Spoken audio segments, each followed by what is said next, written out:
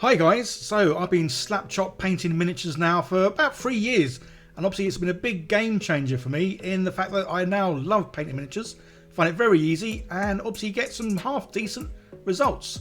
As you can see, it's using speed paints, dipping inks, whatever you might use, over a miniature that's been, well, primed in black and then dry brushed.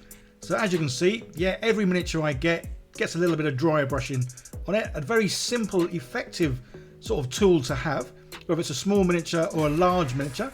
Obviously the more detail in the miniature, definitely the better, as you get better results because there's more obviously dry brushed areas and darker recessed areas.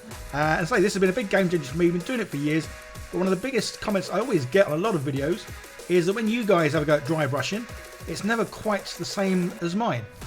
And my usual response is, well, to keep practicing, as like most things, especially when it comes to painting, we all have different ideas of how we want something to look. So how I do it isn't necessarily how you like the look of it.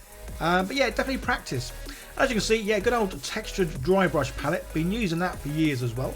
Obviously 3D printed. I think my first one I made about 3 years ago was as a combination of all kinds of bits and pieces glued together. And that, again, the textured dry brush palette is another bit of a game changer. As obviously you load your brush up with paint, use that to get rid of most of it, because obviously, as the name describes, it's a dry brush. So you don't want too much paint on your brush. And using the textured dry brush palette, you can see exactly how much is left on your brush before going, well, to the miniature. And that way, obviously, you don't get too much paint on there. But even with the dry brushing, there's different ways of doing that. As you can see here, I try and do, where possible, circular motions. So a circular motion will definitely get you a much neater, cleaner looking effect than sort of going side to side. So with the textured dry brush palettes, as I said, yeah, I made mine up. I simply made it in Tinkercad. Real nice, easy, cheap, well, it's a free software. I was kindly sent these centre tiles because they were actually for a Blood Bowl board. And as you can see, yeah, it's printed out well. But this is a resin printed one, and as you can see, yeah, over the years, it's kind of warped a little bit, which is a bit of a shame, because I like things to look obviously neat and tidy. So the thing I was thinking about, obviously I've got this textured dry brush palette that I use to, well, load the paint up and then take it off of the brush. But as well as these textured dry brush palettes, well, these would be pretty good to sort of practice on. Rather than practice on a miniature, you could use these to sort of, well, improve your dry brushing skills just by using them in, well, the manner that I'm going to show coming up. So as you can see, yeah, mine basically is a simple case of I can remove that centre bit from the, well, the main sort of bulk of the dry brush palette, and I can just insert other inserts, and this way I can make a variety of different kind of textures for my textured dry brush palette. And this kind of gave me the idea of thinking, well, this would be a great way, rather than practicing on miniatures doing the dry brushing, you could just practice on a whole variety of, yeah, different textures on these textured dry brush palettes. So again, this time, rather than printing out on the resin one, which I know is going to warp, I'm going to print this out on a FDM printer. So I'm pretty new to FDM printers, but I recently got hold of the Bamboo Lab A1. And I have to say, this has been a bit of a game changer for me. I've only used a few FDM printers in the past. They've been a nightmare to assemble, nightmare to use, and basically I just didn't get on with them. Whereas this one, literally 5-10 minutes out of the box and I was printing. There's just two bits you have to sort of screw together. I will possibly do an unboxing video of one of these and show you how to put it together, but it really is that simple, it's untrue. Obviously it looks great, and it just works. I'll say, guys, I am a plug and play kind of guy. I want something I can literally plug in, turn on, push a few buttons, and away it goes. And that's exactly what happened here. And as you can see, this has got a 4-spool holder as well, which is just awesome, because then you can do multicolour prints of items, which you'll see coming up in other videos. And guys, don't forget, I've got a second channel where I show behind the scenes stuff on what I do for this channel, as well as my new little venture, and that is selling 3D printed stuff. So if you want to get into selling 3D printed stuff, yeah, go check out my second channel. I'll leave links down below. So I printed out a variety of these as a good example of the kind of things that we would be dry brushing over. And obviously the great thing with these is I can just make as many as I want, different kind of textures, rougher, smoother, whatever I need. So I've gone for a few basics here, obviously sort of a spaceship kind of one, a couple of floorboards, and then I just thought I'd chuck a load of skulls together. Not the best looking skulls, but they're skulls nevertheless. Again, just to give different sort of textures to dry brushing. So I made a little holder for them. Again, I'm one of these people, I like things to have their own place. I like things to look neat as well as work and be functional. So yeah, a little holder for these ones. Again, I could make the holder bigger to hold even more of these racks. But yeah, I'm a big kid sometimes. I just love how this looks. Obviously, these aren't quite the right colour we need to do the dry brushing.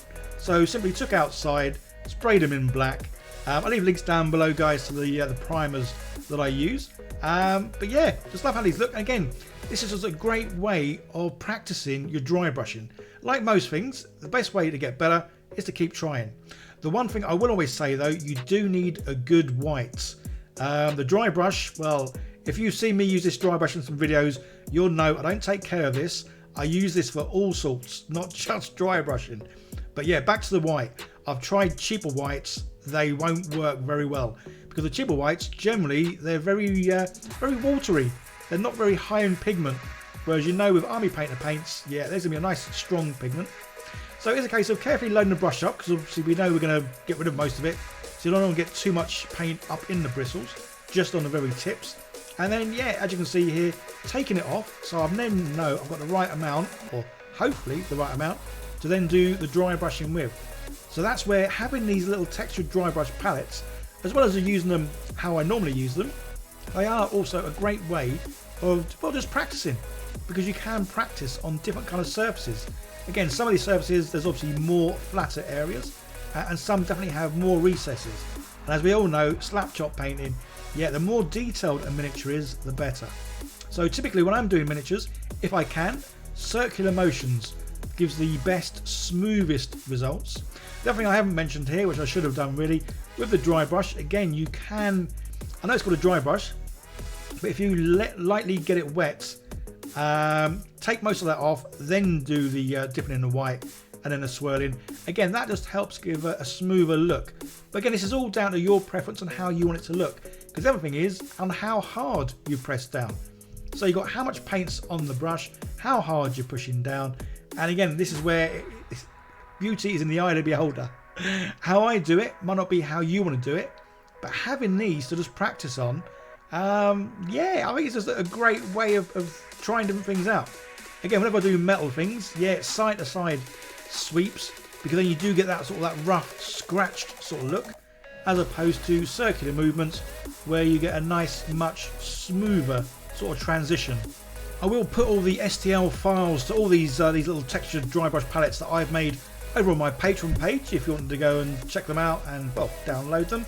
But I say, using Tinkercad, guys, it's a real simple, easy software. Again, it's one of those things, if I can use it, then yeah, anyone can use it, because it is just nice and simple. And again, dry brushing is so simple. It's just a case of finding the dry brushing that you like, and again, yeah, practice. Practice makes perfect, and this is definitely an easy way of being able to practice as much as you want without ruining or, well, trying it out on any miniatures first. Especially if you are going to do like terrain pieces, then you will have these terrain pieces. I might make a little textured dry brush palette with like miniatures on it, but like cut in half, so you only get half the miniature, just as a way of, well, again, practicing on miniatures. That's kind of why I did the skulls, just so there was something there a bit more rounded, rather than sort of the flat sort of ones of the textured ones. But there we go. So guys, yeah, a great way of helping sort of achieve the kind of look you want from dry brushing is by practice, and using, well, textured dry brush palettes to do it with. Hope you enjoyed the videos, guys. There's another video coming up, well, very soon. Give that a click, see more of what I do. Don't forget to like, share, subscribe, all that fun stuff. Big shout out and thank you to all my lovely patrons for helping support the channel. It really does mean so much. And yeah, if you're interested in making money from, well, YouTube or Sideline or 3D printing, check out my second channel, as that's where I'll be putting all the behind the scenes stuff on how I make videos here, as well as, well, the progress or what's going to happen with me starting a print farm, hopefully, and selling things that way. Anyway, I'm waffling. You guys take care. Bye now.